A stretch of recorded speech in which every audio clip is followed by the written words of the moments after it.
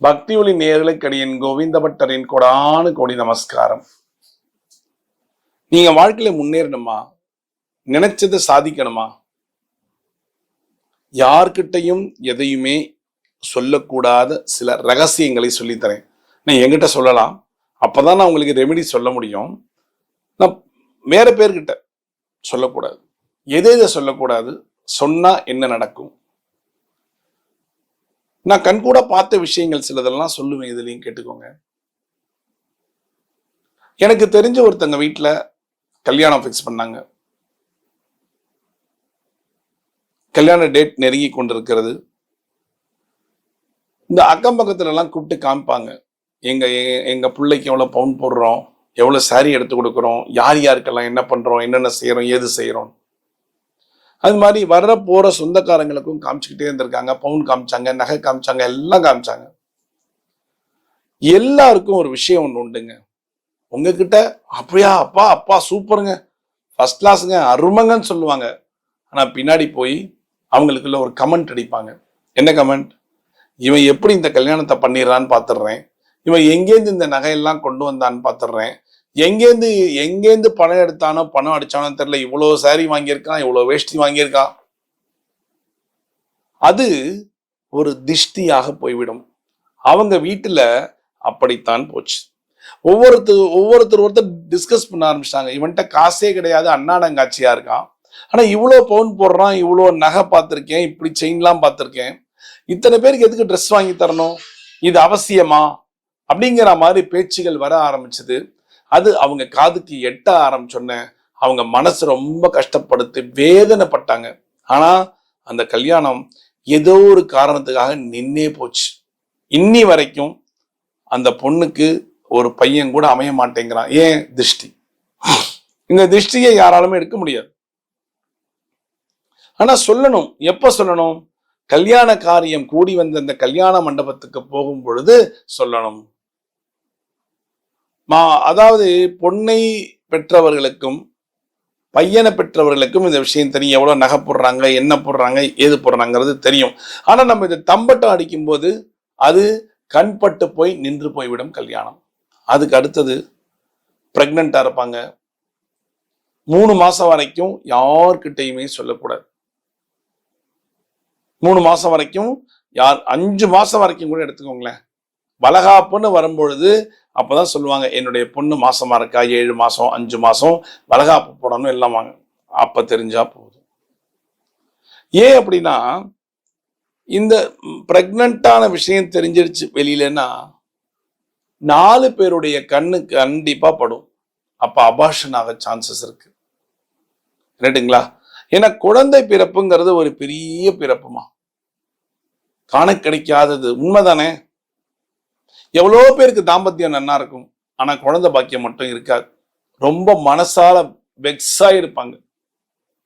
ஆனா பிரெக்னண்டா ஆனப்புறம் அதை எப்ப சொல்லணும், எப்படி சொல்லணுங்கிறது தெரிஞ்சுட்டு சொல்லுங்க. டக்குன்னு போய் பாசிட்டிவ் வந்தோன்னே நேர போய் என்னுடைய மருமகளோ என்னுடைய பொண்ணோ பிரெக்னண்டா இருக்கா, மாசமா இருக்கா, வீட்டுல குழந்தை உண்டாக போகுதுன்னு யார்ட்டையும் சொல்ல வேண்டாம். குழந்தை வரப்போகுது அப்படின்னு 5 மாசம் ஆனப்புறம் சொல்லுங்க. அதனால ஒன்றும் தப்பே கிடையாது. உங்களுக்குள்ள தெரிஞ்சவங்களுக்கு தெரிஞ்சா போதுமானது. அதுக்கு அடுத்தது வீடு வாங்க போறோம். வீடு பார்த்துட்டு வந்து அட்வான்ஸ் கொடுத்துருப்போம்.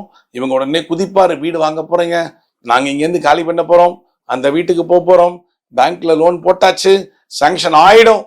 ஆகல. தயவு செஞ்சு எக்ஸாஜுரேஷன் பண்ணி எந்த ஒரு காரியத்தையும் சொல்லவே சொல்லாதீங்க. அது நடக்கவே நடக்காது. அப்ப என்ன பண்ணணும்? வீடு வாங்கி எல்லாம் முடிஞ்சு கிரகப்பிரவேசம்னு ஒண்ணு பண்ணும்போது பத்திரிகை வச்சு எல்லாருக்கும் நாங்க வீடு வாங்கிட்டோம், இங்க இருந்து காலி பண்ண போறோம். ஏன்னா வீடு வாங்குறேன் நம்ம சொல்லிட்டு வாங்கலைன்னா இந்த உலகம், நம்ம அக்கம் பக்கத்துல இருக்கிறவங்க பின்னாடி போய் சிரிப்பாங்க. இவன் வீடு வாங்குறேன்னா இவனுக்கு என்ன பணம் இருக்குன்னு எனக்கு தெரியாதா? அவங்களுக்கு கண்டிப்பா தெரியாது. ஆனா சொல்லுவாங்க, எனக்கு தெரியாதா, இவை எதுக்கும் லாயக்கு இல்லைங்க, சொல்லியிருக்காங்களா? அதனால யார்கிட்டையுமே சொல்லாதீங்க. அடுத்தது, இந்த கடவுளுக்கிட்ட நம்ம ஒரு பிரார்த்தனை பண்ணுவோம். கடவுள்கிட்ட பிரார்த்தனைன்னு ஒண்ணு வைப்போம். அந்த பிரார்த்தனைய போய் ஒரு 4 பேர்கிட்ட சொல்றது சொல்லவே கூடாது. யார்கிட்ட சொல்லணும்? நீங்க ஒரு பிரார்த்தனை வச்சீங்கன்னா அங்க இருக்கிற ஐயர்கிட்டயோ இல்ல பூசாரிட்டையோ போயிட்டு, ஐயா நான் ஒரு பிரார்த்தனை வச்சிருக்கேன், அந்த பிரார்த்தனை நல்லா ஆகணும்னு சொல்லி ஆசீர்வாதம் பண்ணி கொடுங்கன்னு சொல்லுவாங்க. வாழைப்பழமோ ஏதோ ஆசீர்வாதம் பண்ணி கொடுப்பாங்க. என்ன பிரார்த்தனைன்னு கூட நீங்க சொல்ல வேண்டாம். ஒருவேளை வீடு விற்க போறேன், என் வீடு விற்கிறதுக்கு ட்ரை பண்ணிட்டு இருக்கேன், ஒரு வீடு வித்துட்டேன், இன்னொரு வீடு விற்கல, அது விற்கிறதுக்கு ஆசீர்வாதம் பண்ணுங்க, அதெல்லாம் சொல்லலாம்.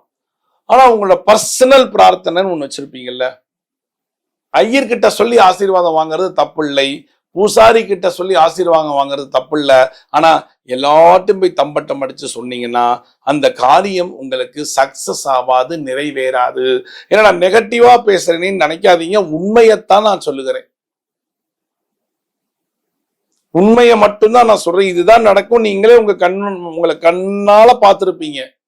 நீங்க செய்யக்கூடிய விஷயம் ப்ரமோஷன் வாங்குறது, கார் வாங்க போறது, இன்னொன்னு முக்கியமான விஷயம், சம்பளம் எவ்வளோ அப்படின்னு கேட்பாங்க. என்னையா வருது, நான் இவ்வளவு வாங்குறேன் அப்படின்னா, இவ்வளவு வாங்குறியா நீ, உன்னுடைய சின்ன வயசுல இவ்வளவு வாங்குறியே அப்படின்னு கேட்டாங்கன்னா ஏதாவது ஒரு பிரச்சனை வந்து வேலை வெட்டி இல்லாம வீட்டுல முடங்கி போய் கிடப்போம். உண்மைங்களா?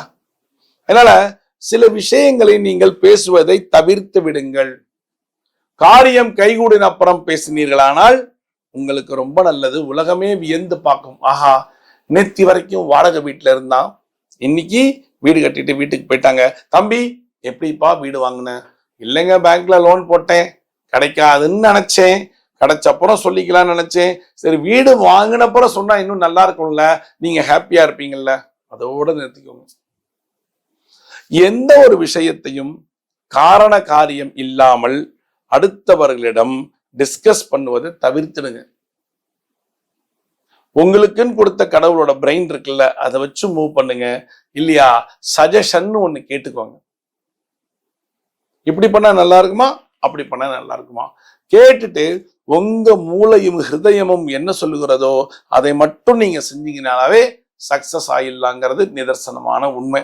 அதனால என்ன பண்ணோம், எந்தவித விஷயத்தையுமே நிறைவேறுவதற்கு முன் சொன்னால் உங்களுக்கு நிறைவேறுவது மிக மிக கடினமான ஒன்று. அதனால நீங்க என்ன பண்ணணும், எல்லா காரியமும் நீங்கள் என்ன பிரார்த்தனை செய்து கொண்டிருந்தீர்களோ அது நிறைவேறின பிறகு சொல்லுங்கள், இந்த பிரார்த்தனையை நான் வச்சுட்டேன், இந்த கடவுள்கிட்ட பிரார்த்தனை கொடுத்தேன், அந்த கடவுளே கதின்னு இருந்தேன், அந்த கடவுள் எனக்கு சக்சஸ் பண்ணி கொடுத்துட்டார் அப்படிங்கிற ஒரு வார்த்தையை சொன்னீங்கனாலே போதுமானது. செய்யறீங்களா? எந்த கஷ்டத்தை கூட அடுத்தவங்கள்ட்ட சொல்லக்கூடாது, எதையுமே சொல்லக்கூடாது. அப்படி இருந்தீங்கன்னா உங்களுக்கு சக்சஸ் மட்டும்தான் கிடைக்கும், தோல்வி என்பது இருக்கவே இருக்காது. இது நம்பிக்கை இருந்தா செய்யுங்க, இல்லைன்னா செய்யாதீங்க. எல்லா வீடியோலையும் நான் தான் சொல்றேன், நம்பிக்கை ஒண்ணு இருந்தா மட்டும் செய்யுங்க, இல்லைன்னா தயவு செஞ்சு பின்பற்றிண்டு உங்க நேரத்தை வீணடிக்காதீர்கள். ரைட்டுங்களா? செய்யுங்க, உங்களுக்கு அருமையான வாழ்க்கை இருக்கு. மீண்டும் ஒரு சாஸ்திர சம்பிரதாயத்தில் நான் உங்களை சந்திக்கிறேன். பக்தி ஒளி நேயர்களுக்கு அடியேன் கோவிந்த பட்டரின் கோடானு கோடி நன்றிகள்.